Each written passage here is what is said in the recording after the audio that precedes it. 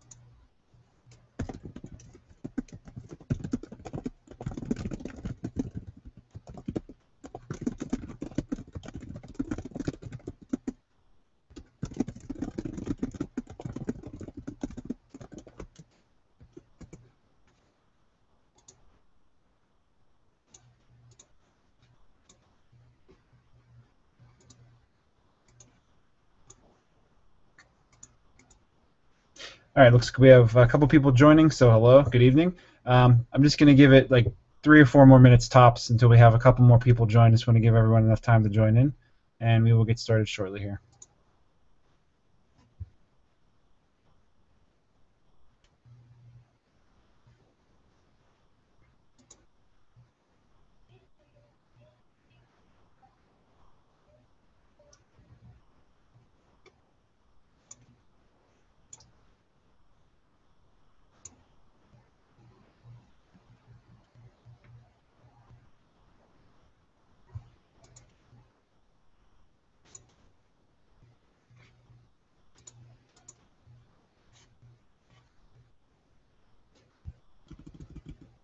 Oops.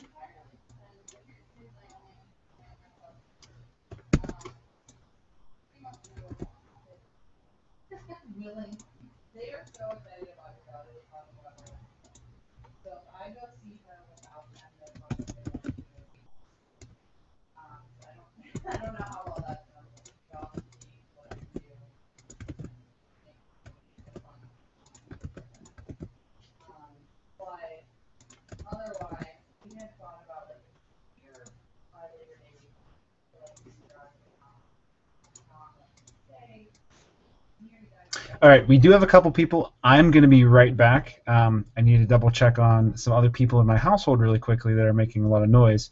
Um, I will be right back, and then we'll get started. So just give me 1 minute, please.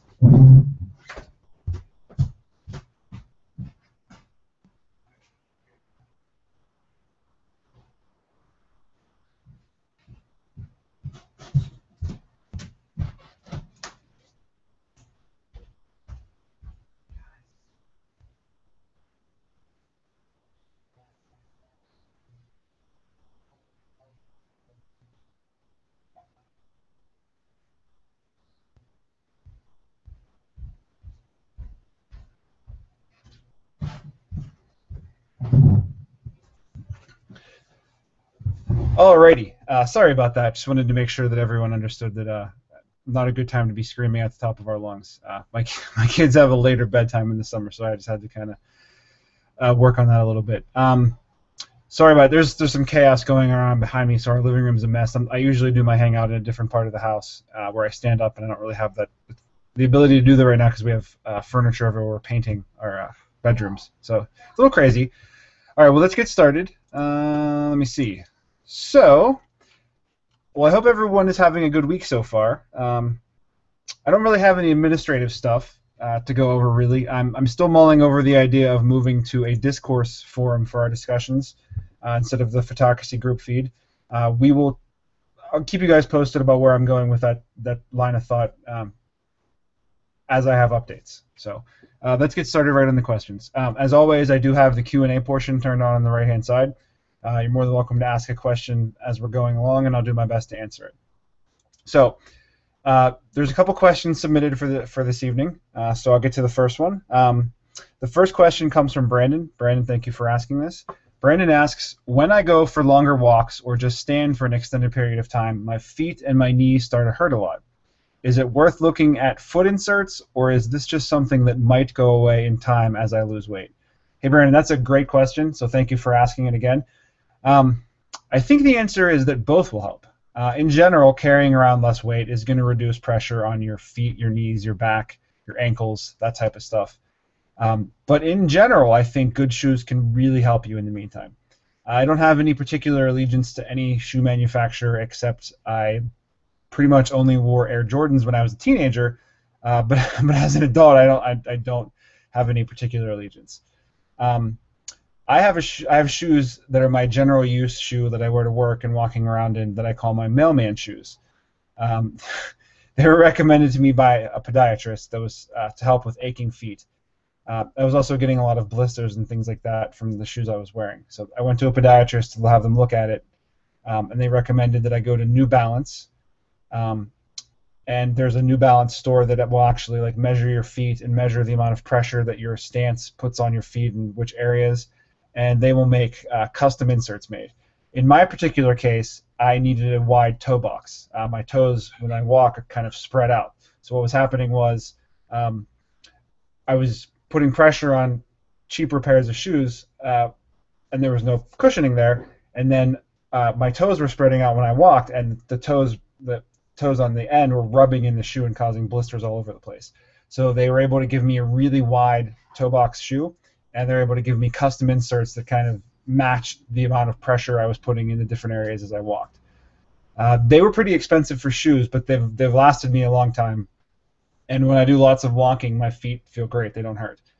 Normally, I just get blisters everywhere, and even corns and calluses just due to how my feet are shaped. But with the custom inserts and the shoes with the correct width, I didn't have any of those problems. I went to Disney World last month, and I probably walked 60-plus miles. I was on my feet for 12 to 14 hours a day, moving around constantly for 6 days in a row. If I wore crappier shoes, I probably would have had blisters and foot pain from the first day. I mean, I know before there were times when I walked around on my lunch break, just walking around the downtown area where I work, and I would get blisters for walking from an hour with crappy shoes. So, I mean, those aren't the only pairs of shoes I own. I do have shoes for specific purposes, like I do have shoes for the gym. You definitely don't want to be lifting weights on a cushion. You want to have your foot making contact with the ground as much as possible. So you don't want anything cushioned on that.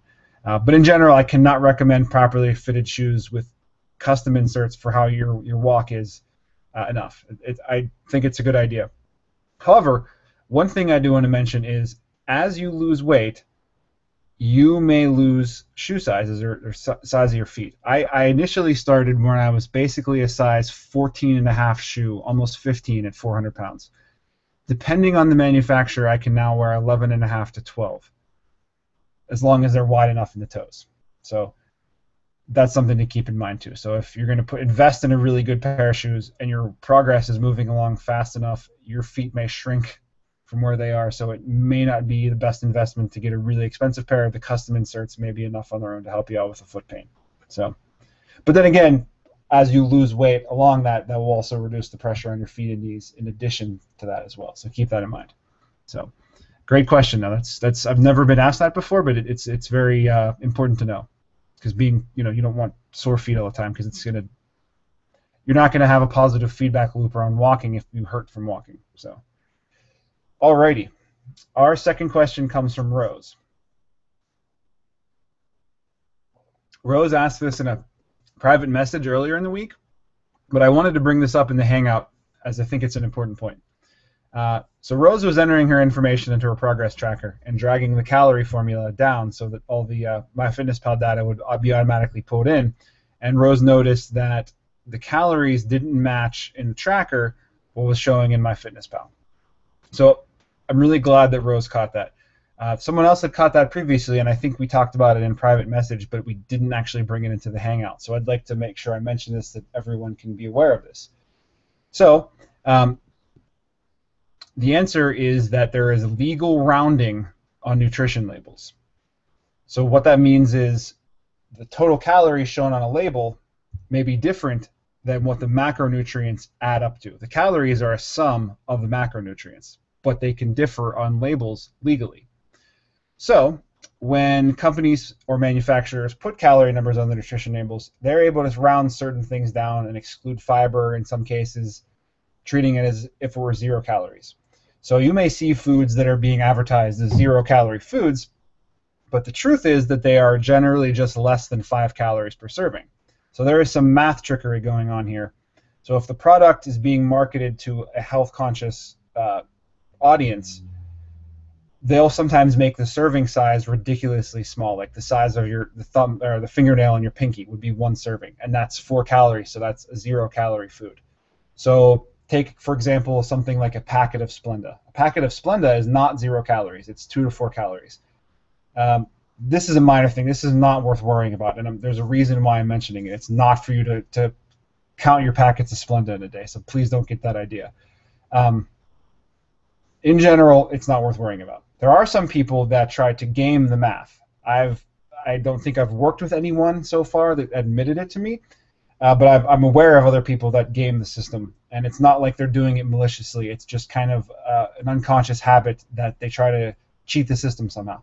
So an example of that would be eating 100 packets of Splenda in a day. To me, that sounds like a lot. I probably would myself somewhere be around 10 or 12. But if you eat 100 packets of Splenda, that's somewhere in the area of average an additional 300 calories. And you're not taking that into account. So you could have just blown your calorie deficit, but you didn't realize it because you're eating over 100 packets of Splenda in a day. Sounds ridiculous, but it does happen. So to get to the actual factual calories without the rounding, I look at the calories from the macronutrients directly. So 1 gram of protein or 1 gram of carbs, they're both the same as far as calories go, is 4 calories per gram. Fat, 1 gram of fat is 9 calories. Alcohol is 7 calories per gram. As a sidebar, alcohol throws the calorie counts out of whack pretty quickly since MyFitnessPal does not track alcohol by gram. And also, depending on the type of fiber, there's soluble fiber and insoluble fiber. It can actually be 0. Insoluble fiber is not digestible by the human body, so it's 0. And there's soluble fiber, which is somewhere around 2 calories per gram. So depending on the manufacturer, they may not include alcohol in their MyFitnessPal entry. They may not include fiber in the calculation, or they may actually already remove the fiber calories from there, and so they're going to report fewer calories than what's actually in there. So I know that's a lot of information. and my intention is not to bombard you. It's just to provide you the information and then kind of explain where I'm going with this. So you should not worry about this too much at all. Calorie counts are not the end-all be-all. They are just a means to an end. The real change that is what happens to your habits and food choices, and the calorie counts just help us get on that path. So one way to look at it is that calorie counting is a tool. It is not the purpose. And it's also a bandage. Many people should be able to rip that bandage off eventually and do away with calorie counting. For me, it's been about 7.5 years since I've started, since the start of my weight loss, and I'm still doing calorie counting. I've taken breaks from it during certain periods of time in those 7.5 years. But when I'm trying to actively change my body composition or change the scale weight, to clarify, I'm kind of at the point where the scale doesn't really matter to me anymore. I'm more looking at measurements and how I look in the mirror at that point, which is sometimes a little bit harder than fat loss itself because your head plays tricks with you, because sometimes the scale will be going up when you're trying to actually cause fat loss, and it's kind of a head trip there. But whenever I want to change my body composition or drop my measurements around the waist, I go back to calorie counting because it's the easiest for me. However, there are times when I'm okay with not worrying about that stuff, and I would rather go off of how my clothes fit. As long as the current clothes I have fit me okay, then I can stop calorie counting and just rely on my habits and being mindful of what I'm doing fitness-wise. So it's not like something I permanently need to do as a crutch. It's a bandage, a Band-Aid. So when you are ready for that stage, when that is, it's going to differ on a per-person basis. Some people might not even need calorie counting at all to lose weight. And some people do better when they use rules, like only lean cuts of meat, no snacks, no alcohol, and then they ease up on the rules one weekend day a week, something like that.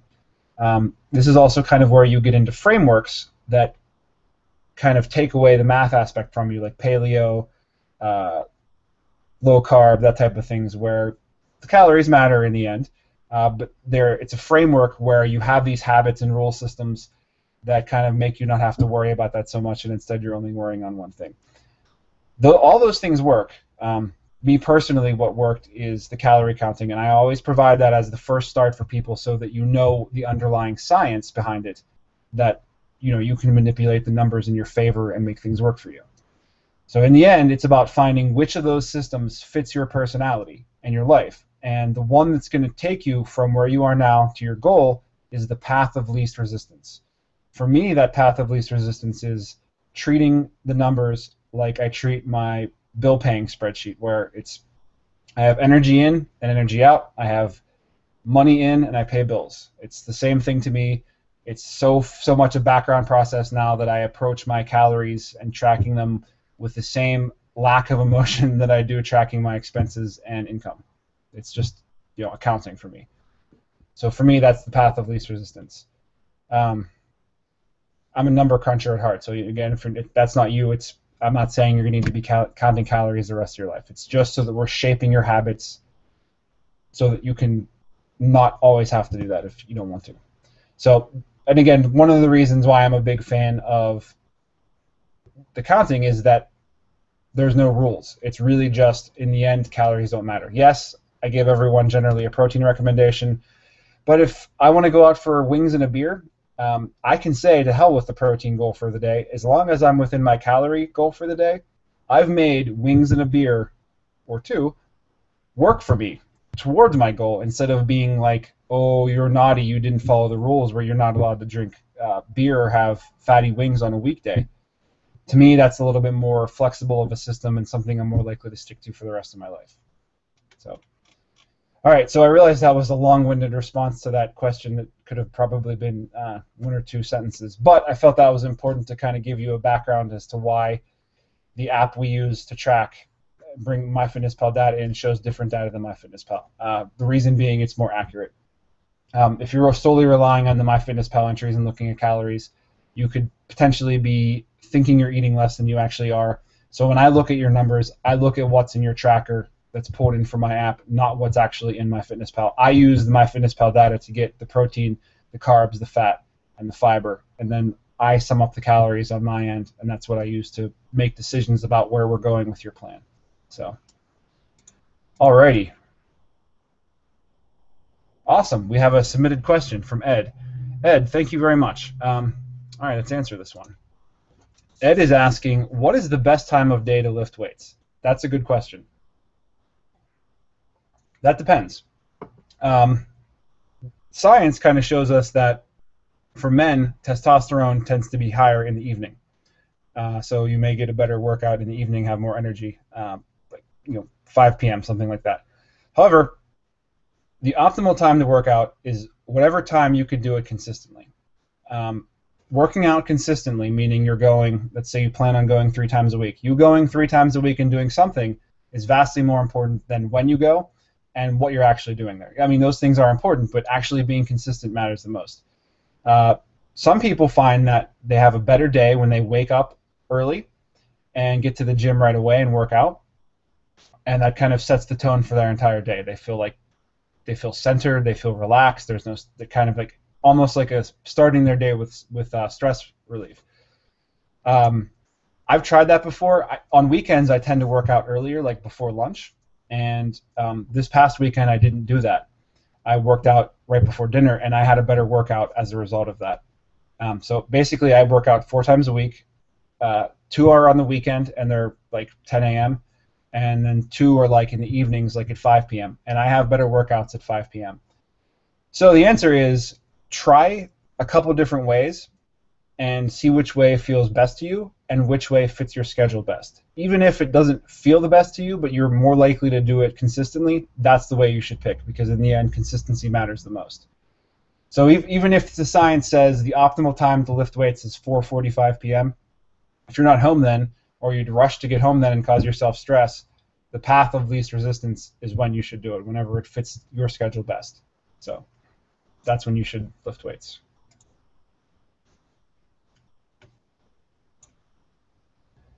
Alrighty, let me see if there are any more questions being asked.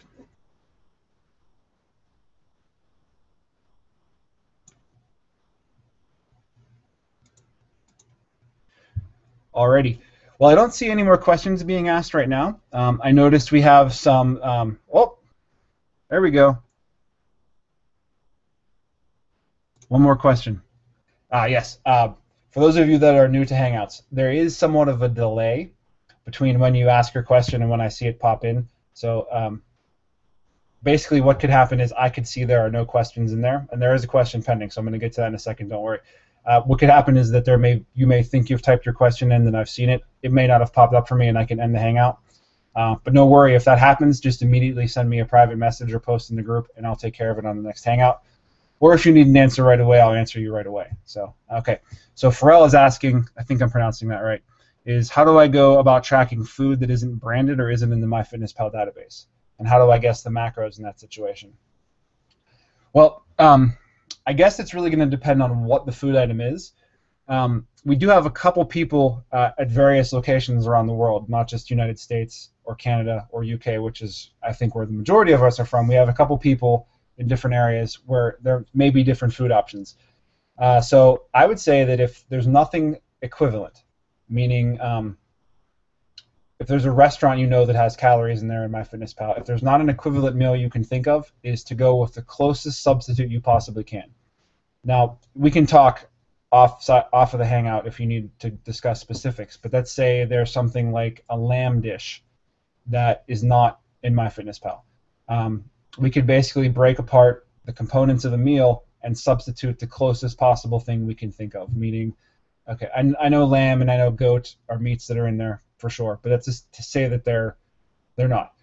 For the purpose of discussion, you know that lamb and goat are leaner meats, so we could just use chicken in that case, and it's close enough. Like I said earlier in the Hangout, calorie counts are not an exact science anyways. They're pretty close, and it's more about shaping the habits. So we can try to do a best guess and pick the closest one.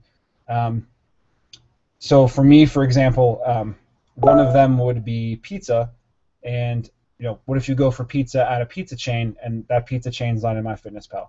Okay, so let's say, for example, you know roughly the size of a slice of pizza somewhere else, like a chain pizza place like Pizza Hut or Domino's or whatever. I would just go with that, the closest thing you could possibly get. And if you're going to be eating this meal often you can just go based off of the closest approximation and use the same one every time, meaning I may never actually go to Domino's and get pizza, and you may see Domino's pizza in my tracker. It's just with the closest approximation that I'm using. So that therefore, if you are looking at ways to improve, you know that, okay, I'm eating too much pizza or whatever, I just need to cut back by one slice or adjust my calories earlier in the day. I hope that answers your question. If there's something specific food item-wise you're looking for, just post in the group and we'll kind of go on a discovery process and find what fits. All right. We have a question from Ed. So Ed is asking, can I explain the high protein requirements on the plan and how it helps in general? Sure. High protein is generally recommended for multiple reasons. When you're losing weight, the weight can come from water weight you're carrying, fat, which is what everyone wants to lose, and muscle. So what can end up happening is if you eat a low-protein diet and you don't have any resistance exercise, you will lose scale weight, but your general shape will stay the same, meaning you could end up being at a skinny weight, but you could still be fat. It's called skinny fat.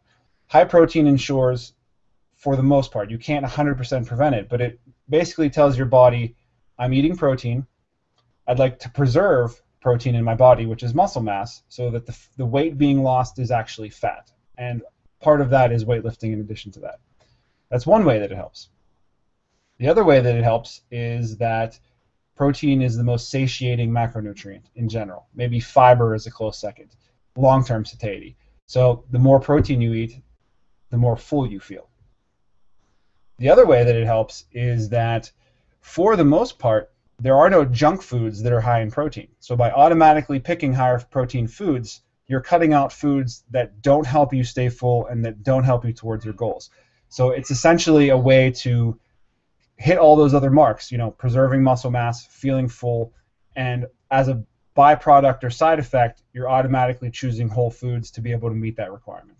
So that's kind of like at the trifecta of why a high protein diet is kind of at the center, or high protein requirement is at the center, sorry. All right, I'm going to give it one more moment for any more questions, and then we'll go from there. For those of you that are in the group that just started today, I do have another Hangout scheduled for Wednesday. So if I don't get to your questions now, I have a separate Hangout for you guys as well. And I have some other things outside of your questions that I'm going to kind of take you through.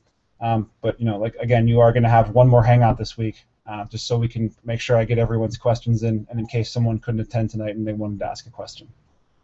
But I'm just going to go ahead and look around and see if there's anything else to ask.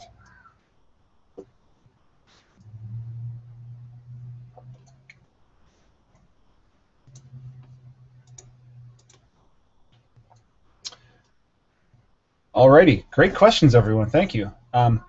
So it's been about a half an hour, so we're going to get going here.